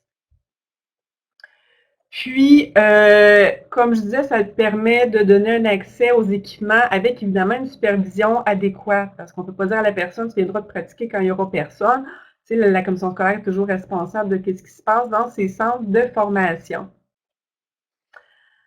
C'est certain que les conditions facilitantes, ben, quand on a un groupe en cheminement individualisé, c'est beaucoup plus facile pour l'enseignant d'avoir une personne de plus, ou même des fois, on a des petits groupes. Ces années-ci en formation professionnelle, fait qu'à ce moment-là, ça permet bien évidemment d'optimiser nos ressources. Hein. Notre enseignant, on le paye une fois pour le service qu'il donne à l'ensemble des élèves, puis une personne en RAC peut faire partie de ces élèves-là. Alors, je laisserai la parole à Liliane Levasseur de la commission scolaire Arcana qui va nous présenter un petit peu son mode, ce mode-là. Je vais te laisser aussi changer les diapos, Liliane. Parfait, merci Maryse. D'entrée de jeu, je voudrais dire que nous, à la commission scolaire Arcana, nous avons différents modes que nous utilisons selon les programmes, selon les besoins des candidats également, selon nos équipes de travail. Certains des modes qui ont été présentés aujourd'hui sont des modes qu'on utilise régulièrement, comme le soutien à l'auto-apprentissage. Dans quelques programmes, on va utiliser les activités de RAC en groupe, comme Manon Boucher et Maryse ont présenté tantôt les façons de faire. De la formation à distance, quelquefois de l'acquisition en entreprise, et nous utilisons aussi l'intégration pour certains programmes d'études, et je vais vous expliquer de quelle manière nous le faisons. C'est certain qu'il y a 3 manières d'intégrer les personnes candidates en RAC aux formations que nous offrons. La première, c'est celle qu'on connaît en fait là, dans le réseau, qui est une intégration dans un groupe traditionnel pour la compétence au complet. C'est lorsque la personne a besoin de faire la compétence au complet. Et nous le faisons lorsque les étoiles s'alignent, c'est-à-dire lorsque la personne est disponible pour se présenter, qu'il y a de l'ouverture de la part de l'enseignant de recevoir une personne pour uniquement une compétence. Et dans ce cas-ci, la personne peut être financée par la formation si elle a les préalables. Et si elle ne les a pas, nous l'accueillons comme un étudiant libre. On ne coupe pas le service pour une compétence lorsque la personne n'a pas les préalables. Je peux monter un petit peu mon son si les gens ne m'entendent pas bien. On a une petite question ici de Myriam Blanchette, Liane. Elle dit Oui. quelle forme d'autorisation tu as au niveau de la part de la direction? Tu sais, comment ça fonctionne là, si tu veux ajouter une personne? Ah, Liane, on t'entend plus. J'ai voulu monter mon son, mais je l'ai fermé en même temps. Ok. Excusez-moi. J'ai peut-être d'entrée de jeu, c'est une question d'équipe, hein, le fait d'intégrer des gens dans nos formations, la direction, nos 3 gestionnaires, c'est une forme d'acquisition de compétences qui est poussée en fait chez nous, pas poussée dans le sens de on t'oblige là, mais on a une autorisation de le faire pour tous nos programmes d'études. Si ça peut peut-être répondre à la question. Je sais qu'il y a des questions aussi sur les compensations financières et tout ça, je vais en parler tantôt. Si jamais je n'ai pas répondu à votre question, vous pourrez me la reposer. Nous avons aussi des intégrations ponctuelles lorsque c'est un groupe en approche individualisée. C'est le meilleur exemple qu'on a chez nous, c'est secrétariat, où la formation est offerte de façon régulière en approche individualisée. Donc, c'est facile d'intégrer une personne en RAC pour certaines compétences lorsqu'il y a des postes de travail qui sont disponibles dans la classe. On le fait de façon ponctuelle, c'est-à-dire que ça peut être quelqu'un qui a seulement pour une partie de compétences, qui a besoin d'un petit peu plus de soutien de la part des enseignantes. À ce moment-ci, la personne va intégrer, va participer au groupe pour certains éléments ou certaines heures. Et dans certains autres cas, ce sont des gens qui viennent de façon un petit peu plus régulière parce qu'elles ont un peu plus de compétences à acquérir ou un peu plus d'éléments dans chacune des compétences. Et les personnes peuvent intégrer à ce moment-ci pour un 12 heures, un 15 heures. Et c'est sûr que lorsque la personne elle est préalable et qu'elle est intégrée 15 heures par semaine, à ce moment-ci, on peut utiliser un financement qui est différent. Mais dans tous les autres cas, nous utilisons le financement de l'évaluation RAC. Et nous avons une troisième façon d'intégrer nos gens que, bon, je ne savais pas trop comment l'appeler, mais on va l'appeler intégration ponctuelle personnalisée dans un groupe en approche traditionnelle. En fait, je vais vous expliquer un peu mieux ce que c'est. Je vais mettre un petit peu plus d'accent sur cette façon de faire-là que nous faisons depuis quelques années, particulièrement pour le programme mécanique industrielle. Peut-être juste un petit historique. Il y a 3, 4, 5 ans, en mécanique industrielle, nous organisions des activités de RAC en groupe les samedis. Pas tous les samedis, mais certains samedis. Depuis quelques années, ce qu'on a constaté, c'est que la réalité du marché du travail, en tout cas dans notre région, a beaucoup changé et nous était plus difficile d'avoir les gens tous en même temps pour faire des activités de RAC.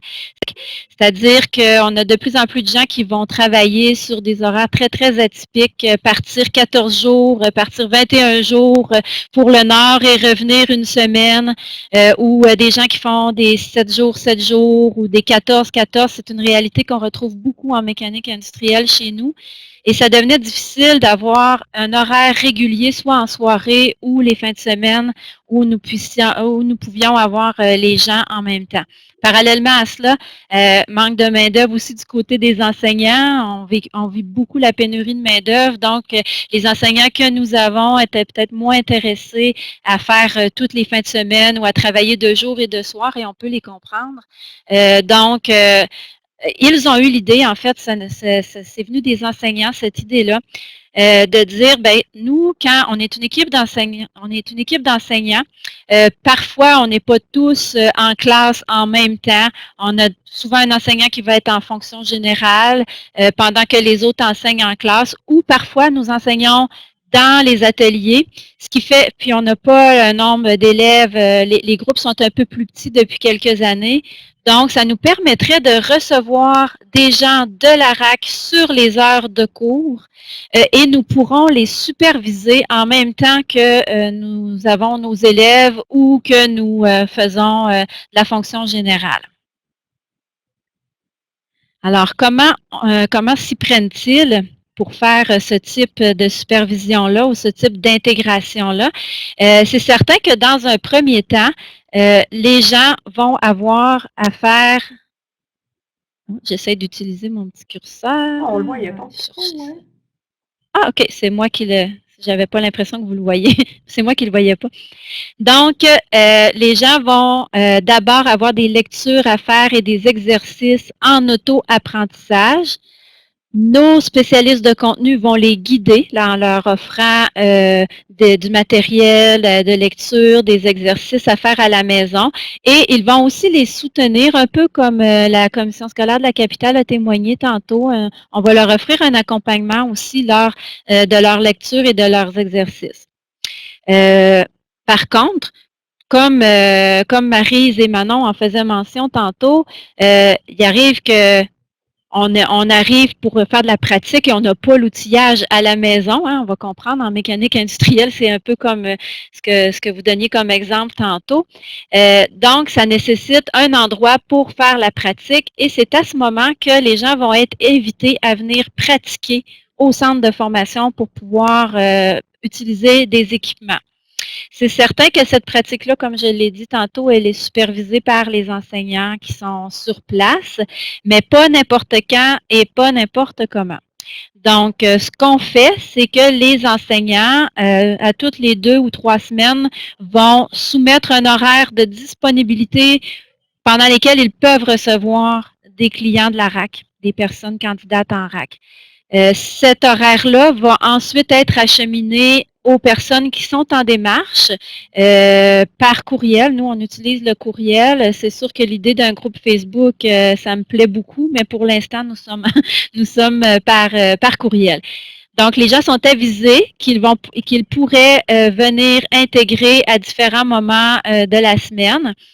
Et ils n'ont qu'à téléphoner les enseignants ou leur retourner un courriel en leur disant « Je serai présent telle date quand vous avez des disponibilités ». Ils sont alors invités à se présenter un peu avant le début des cours pour qu'on puisse les installer, là, si je peux utiliser le terme, adéquatement. Et pendant la journée qu'ils vont faire de la pratique, régulièrement, l'enseignant va passer, faire un petit tour, voir où en es-tu, as-tu des questions, et il peut, la personne candidate peut aussi aller poser ses questions à l'enseignant, s'il n'est pas en classe, s'il est en fonction générale. Sinon, il sait que l'enseignant va passer, faire son petit tour une fois de temps en temps, va venir superviser, va jeter un œil sur la personne. Les évaluations, ben, on procède de la même façon. Donc, quand la personne est prête à l'évaluation, si elle est sur place, on va faire l'évaluation. Sinon, si elle va utiliser le même horaire ou presque, elle va prendre un rendez-vous avec le spécialiste de contenu et ensuite, elle va venir faire les évaluations au centre. Question de compensation financière qu'il y avait tantôt, ça a été un sujet qu'on a beaucoup réfléchi en équipe avec les enseignants, les conseillers, les gestionnaires chez nous. Et ce qu'on a convenu de faire, c'est que toute intervention supplémentaire qui doit être faite de la part d'un enseignant est comptabilisée. Donc, l'enseignant va arriver un petit peu plus tôt pour accueillir la personne RAC. À ce moment-là, on va dire, ben, ça m'a pris une demi-heure le matin pour faire l'accueil de cette personne-là, l'installer. On comptabilise une demi-heure. Même chose sur l'heure des pauses ou au moment où, dans la journée, s'il y a des interventions particulières qui sont faites, la personne peut les comptabiliser et en bout de ligne, soumettre une feuille de temps là, pour que soient reconnues les heures qui ont été faites pour intégrer la personne en classe. Donc, je ne sais pas si ça répond à la question que la personne avait en ligne. Je vais passer à la diapositive suivante. Non, pas tout de suite, parce que j'ai des questions sur le financement. En fait, nous finançons ce service-là presque exclusivement par les évaluations en RAC qui sont faites à la fin. Pour nous, c'est une forme de soutien à l'auto-apprentissage. En fait, c'est juste qu'au lieu d'être seulement par téléphone et en ligne, les gens peuvent également venir au centre de formation. Donc, c'est un peu la même logique de financement aussi que Maryse a présenté tantôt avec sa grille de calcul là, qui est utilisée pour permettre d'offrir ce service-là. Donc, René demande, je te laisse répondre.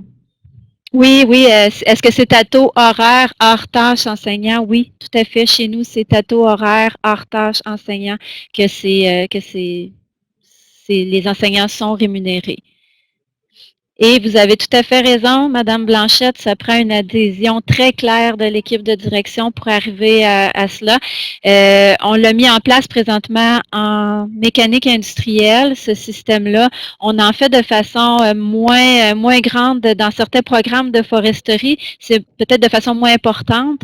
Et justement, la direction nous a demandé à l'équipe de RAC, mes 2 collègues conseillers et moi, ils vont être avec nous, de présenter les bonnes pratiques en RAC, dont celle-ci à tous les enseignants du centre de formation pour que d'autres programmes d'études ou d'autres équipes puissent adhérer également à cette façon de faire-là. Donc, c'est vraiment, je vous dirais, c'est vraiment un travail d'équipe où les enseignants ont eu une idée, en ont parlé aux conseillers en RAC.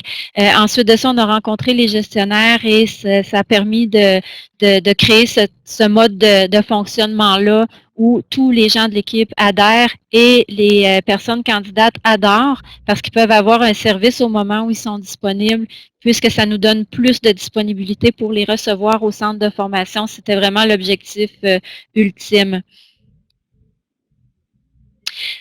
Jusqu'à maintenant, ça ne nous a pas apporté beaucoup d'élèves, quelques-uns parce qu'il y a des gens qui ont un profil RAC, un bilan RAC, que leur bilan RAC avait peut-être un petit peu plus de formation complète, mais il faut comprendre que la plupart de nos candidats travaillent, donc ils ne sont pas devenus jamais des élèves à temps plein au centre de formation, mais par contre, ça nous apporte beaucoup de personnes candidates en RAC qui persévèrent et qui diplôment.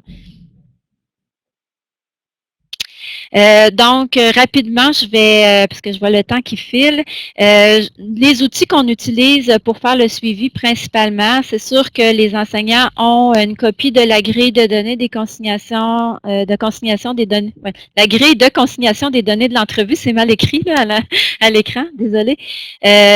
Donc, pour pouvoir avoir peut-être un petit peu plus de détails sur les éléments à acquérir pour chacune des personnes, et nous utilisons un modèle qu'on appelle, nous, un plan d'action qui nous sert de suivi, que je viens de mettre à l'écran.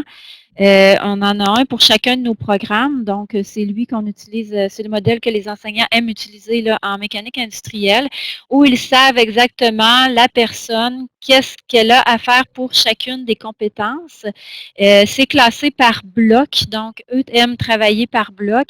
Et au fur et à mesure que la personne a fait une évaluation, on va aller inscrire compétences reconnues dans son suivi, comme vous avez ici. Là, c'est un plan qui était fait au début, tout de suite après l'entrevue, mais au fur et à mesure que la personne réussit, on va aller cocher, exemple, on réussit le tracer des croquis et des schémas, on va mettre compétences reconnues. Et chaque personne, le conseiller en RAC, les spécialistes de contenu enseignants et également la personne candidate utilisent ce tableau-là pour faire le suivi, pour savoir où on est rendu et qu'est-ce qu'on a à faire dans chacune des compétences du programme d'études. Je vais revenir à la présentation.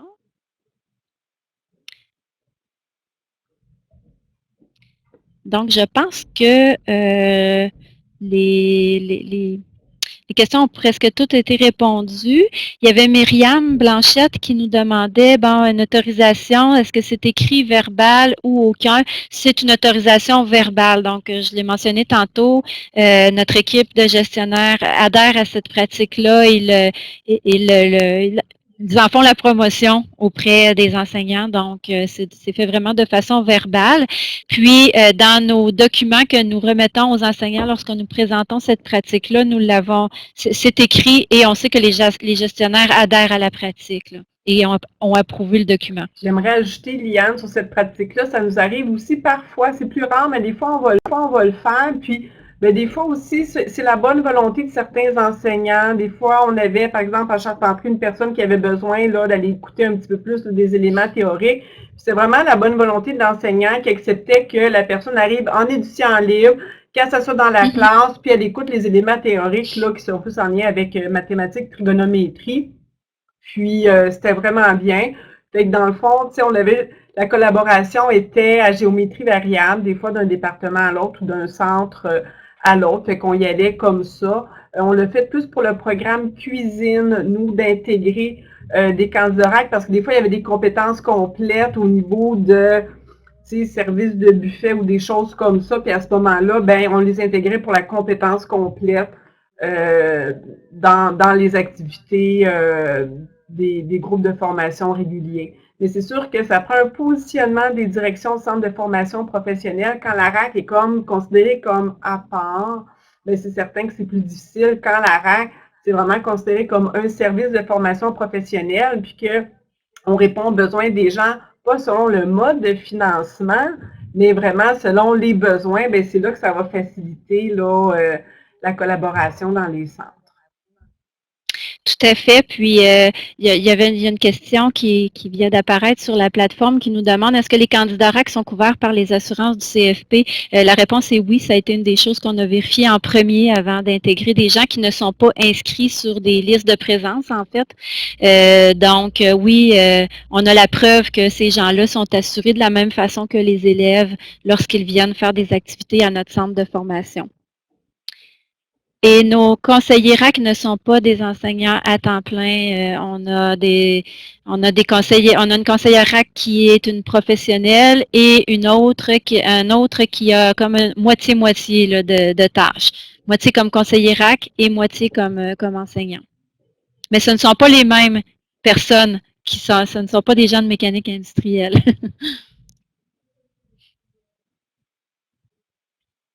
Est-ce qu'on est prête pour parler? Là, je te laisserai peut-être présenter les pistes de financement, Liane. Oui, tout à fait, je peux y aller. Donc, oups. J'ai fait quelque chose qui ne fonctionne pas. OK. Bon, je ne répéterai pas la mesure 1591 parce que je pense que Maryse a très bien expliqué à quoi cette mesure pouvait servir. Nous, ce que nous utilisons le plus comme mode de financement, c'est le montant alloué par évaluation RAC réussi. Donc, c'est le financement des activités qui se fait à même le montant de l'évaluation. Et à ce moment-ci, la personne fréquente le centre un peu plus comme étudiant libre. Nous, on ne l'appelle pas comme ça, on l'appelle personne candidate en RAC. Ça fait partie de nos effectifs autant que nos élèves. Par contre, les gens viennent un peu comme étudiants libres et nous utilisons le montant de l'évaluation RAC. Il pourrait arriver pour une personne candidate qui a les préalables, qui peut fréquenter à plus de 15 heures semaine et pour plus du tiers de la durée normative de la compétence, qu'on utilise le financement de la formation initiale à ce moment-là pour aller chercher un petit peu plus de sous lorsque ça s'y prête bien. C'est rare que les étoiles s'alignent de cette manière-là pour notre clientèle, mais c'est une possibilité aussi là, qui existe. On va bientôt finir la présentation. Donc, on voulait juste rappeler qu'est-ce qui est important. Je pense qu'on l'a bien dit pendant la présentation.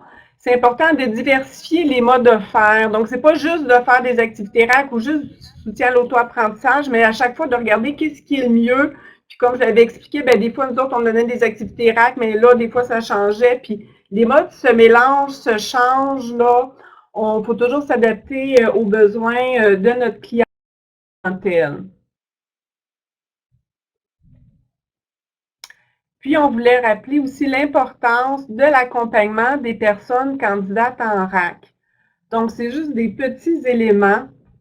À ce moment-là, bien, c'est certain qu'on doit toujours, on souhaite toujours offrir le service le plus rassurant possible. Bien, ça fait partie de l'accompagnement qu'on doit donner autant par le conseiller RAC que par le spécialiste de contenu aux personnes qui sont en démarche. Donc, par exemple, prévenir ce qui va se passer, expliquer chacune des étapes, utiliser un vocabulaire rassurant, assurer une réponse rapide, limiter les documents papier pour les gens qui n'aiment pas trop le papier, puis évidemment avoir un outil OGIRAC. On donne l'exemple de OGIRAC. Donc, OGIRAC est un outil, c'est une base de données qui est fournie gratuitement par le CERAC de la Commission scolaire de la capitale, qui vient vraiment simplifier toute l'administration, le suivi des dossiers, des personnes candidates. Peut-être lever le pouce ceux qu'eux, ils l'ont un GIRAC dans leur commission scolaire. Peut-être nous faire un petit thumbs up pour dire nous, on l'a. Nous, ici, on l'a. Peut-être faire un petit thumbs up. Ceux qui l'ont un GIRAC dans leur commission scolaire, ce serait le fun de le voir. Il y en a plusieurs qui fonctionnent avec. Si vous dites « Ah, je ne sais pas de quoi qu'on parle, j'aimerais en savoir plus », n'hésitez pas là, à nous envoyer un courriel à votre centre d'expertise. À ce moment-là, on pourra vous informer et faire le lien avec la personne responsable de la commission scolaire de la capitale qui s'appelle Andréane Gouttenet.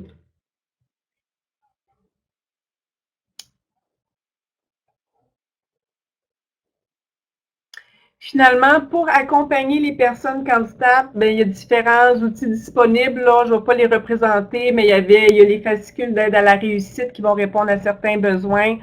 Le guide d'accompagnement des personnes immigrantes est vraiment utile. On a un document qui s'appelle « Stratégie d'accompagnement des personnes candidates ». Puis on rappelle aussi peut-être pour vos spécialistes de contenu d'écouter les capsules sur l'andragogie. Finalement, encore une fois, pour l'accompagnement des personnes candidates, on a la mesure 1391 qui, je pense, qui a été bien présentée aujourd'hui. En guise de conclusion, bien, écoutez, on avait un certain portrait cette semaine. Peut-être que si l'année prochaine, on refait une activité sur l'acquisition de compétences, bien, on voit qu'il y a beaucoup d'initiatives dans les commissions scolaires à ce moment-là. Bien, on voit peut-être que le portrait va changer, c'est ce qu'on souhaite. Là-dessus, je vous remercie infiniment tout le monde pour votre participation à cette formation-là. Encore une fois, n'hésitez pas à nous donner des commentaires constructifs. On veut toujours s'améliorer lors des formations, donc n'hésitez pas là sur l'évaluation de l'appréciation de la formation, n'hésitez pas. Puis sinon, bien, nous, on va rester quand même en ligne. S'il y a des questions, des choses qui sont restées en suspens, on reste en ligne pour répondre à vos interrogations. Merci encore.